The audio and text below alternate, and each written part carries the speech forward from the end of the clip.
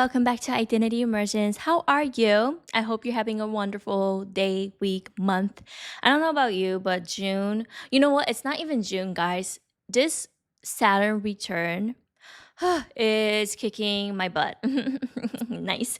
I mean, I'm all for growth, right? Like, I'm all for change and all that, but it is really stretching me to become uncomfortable. And for those who have gone through Saturn return, shout out to y'all, but your glow ups are worth it. Let's be real. So if you're also like, what the fuck is Saturn return? Saturn return, from my knowledge, it happens usually around the ages of 28 to 30. And this is when Saturn is returning to the planet when you were born in the Saturn planet. I don't know, something like that. But basically, it's going to show you your challenges, things you need to face, the fears, all of the above, okay? And I'm literally experiencing that as I'm turning 20. I turned 28 this year, and I have 2 more years of this fun stuff. So, if you're like me, going through Saturn return, let's shake hands. Let's give us a little hug because we're the real ones. Today, we're kind of related to Saturn return, and we're gonna talk about waiting room versus the rehearsal room. You being on the bench and you being on the field. Bench, is that what you call it for athletes? I don't know, clearly. Okay, so when we talk about manifestation, we like to think about our future self, the future version that is doing XYZ, how she is living her life. And if you're someone who is ambitious and you've been an ambitious girl since day one, like me, like I have big Delulu dreams since I was a kid. I knew the 9 to 5 was never for me and I never pursued that route. I actually chose the route of being broke and trying to figure out entrepreneurship rather than going for a 9 to 5. But that was my preference. That's how much I knew that I didn't want to do what, quote unquote, the route or the path that was created for me. So if you're like me too, where you knew from a young age that you were different, this ambitious woman who's very confident, and it doesn't matter the career, right? But you just knew you had this version and that image of your future self that you've been like imagining since like a little kid. I remember thinking about me, like me now, when I was in elementary school. Like obviously I didn't think I would do a podcast or like have my business, but I just knew that future version of me was like very confident and very charismatic, but also calm and grounded. Like I don't know, like whenever I would think about my future self when I was in elementary school, like that woman actually is the woman I'm today. So I'm very excited to become her. And I'm very happy that I got to reach this point. But this aspect and idea of the future, right? Let's talk about that because when we say future, of course, if we're like, I'm 28, as I mentioned. So if I'm thinking, 38-year-old me, 40-year-old me, 50-year-old me, of course, that's in the future, right? Like our age cannot quantum jump like that. But if I want to embody the characteristics of that version of me, I get to do that now. And of course, it may not resonate of like a 50-year-old version versus me right now because 50-year-old version maybe had kids, had a family, had a house. Like there's a levels to it, right? But when I think about my future self now, I don't know about you, but I'm someone who likes to envision like the 3 months to like maybe 3 years from now, like that version of me. I like to imagine that. But here's the thing, when we keep telling ourselves that that is the future version, what we do is kind of disconnect from that potential and reality. But in reality, in reality, you actually are already her. That future version that you already imagine, that is already you. And this is why language, I think, is very important when we say future self. Of course, there's a future version, again, like the 40-year-old, 50-year-old me, but there's also that version in the next few years who had achieved XYZ that I desire. And I'm also in the process of manifesting things right now behind the scenes.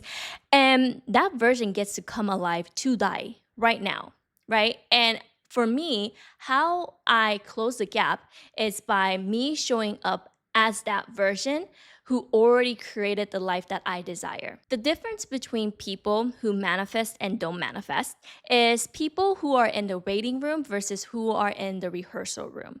People who are in the waiting room are waiting. They're waiting for the perfect timing, for the perfect weight, for the perfect income, for the perfect time. Oh, I already said timing. For the perfect moment, the perfect evidence to start moving. The people in the rehearsal room are not waiting, but they're already acting as her. That version of you that's confident, magnetic, radiant, powerful, is like established, successful, whatever that is, that version of you that you literally feel is so deeply in your soul, in your body, that version of you already exists within you. And the people in the rehearsal room know that, so they take the action for that. This is why people say you have to be Delulu, because you have to hold on to that vision of you being Delulu and rehearse it every single day.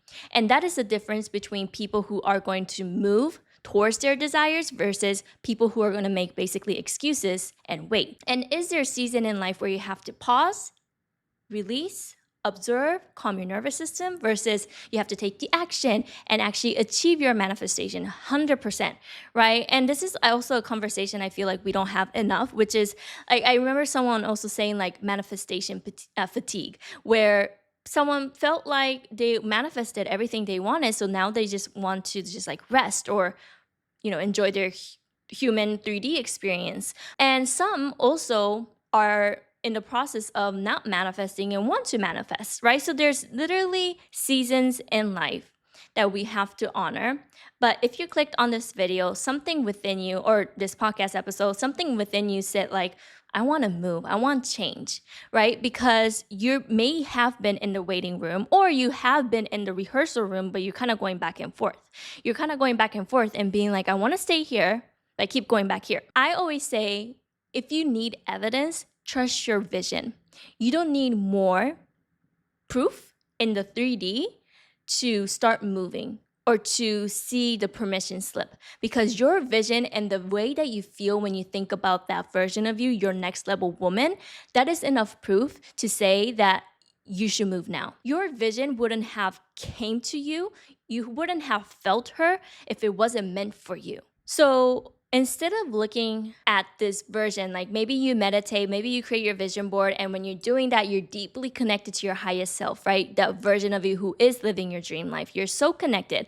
But the second after you come back to reality, you're like, okay, I'm back on the 3D. And you wear your sweats that makes you feel oversized clothes that makes you feel clothes that makes you feel meh. Or the habits that makes you like drain low-key, like doom scrolling, right? That's something I'm actually working towards, okay?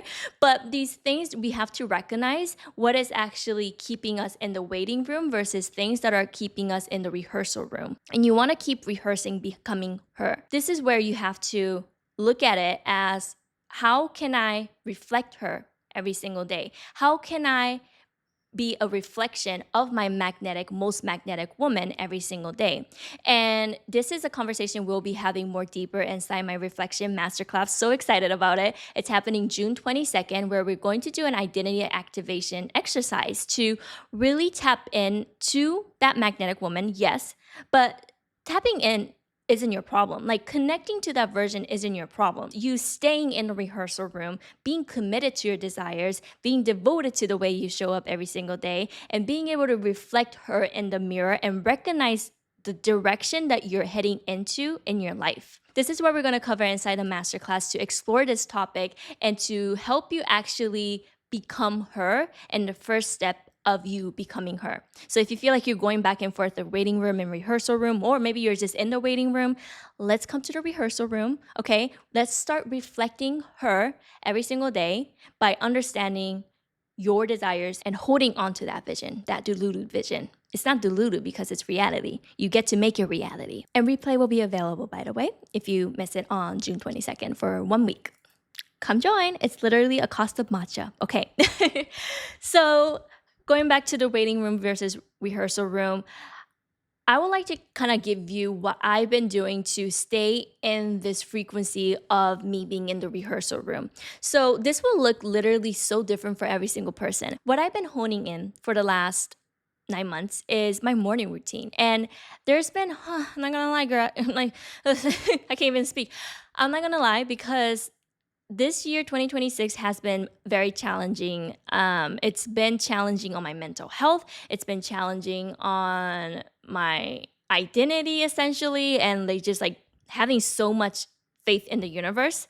It's been challenging. I don't want to say hard, but it's been a challenge. It was hard at one point, let's be real. But because of that, obviously, when I say these things, I'm not saying that I had moments where I had to go back in the waiting room, right? Ideally, I wanted to be in the rehearsal room every single day, but when my mental health took a toll, I had to be back in the waiting room. So, also as a reminder, be gentle with yourself because it's not about always being perfect, always showing up perfectly, because there's no perfect. If perfect was everything, it's so boring, right? That's why it's a challenge. That's why this human experience exists. But when I was in this rehearsal room all the time, I had my morning routine, and I literally took like 1 hour to even like 3 hours, average 2 hours, honestly, of just me pouring into myself. And my mentor once said that you can pour into others without pouring into yourself. And obviously, like, that makes sense. But as a business owner myself, I also have to recharge my own energy before I could give to my clients and my people and my community. So I started to do this and really took it seriously. I journaled every day. I journaled what I wanted to manifest. I journaled the identity that I wanted to release and become and tap into. And I will do like a morning stretch. I will also do a meditation.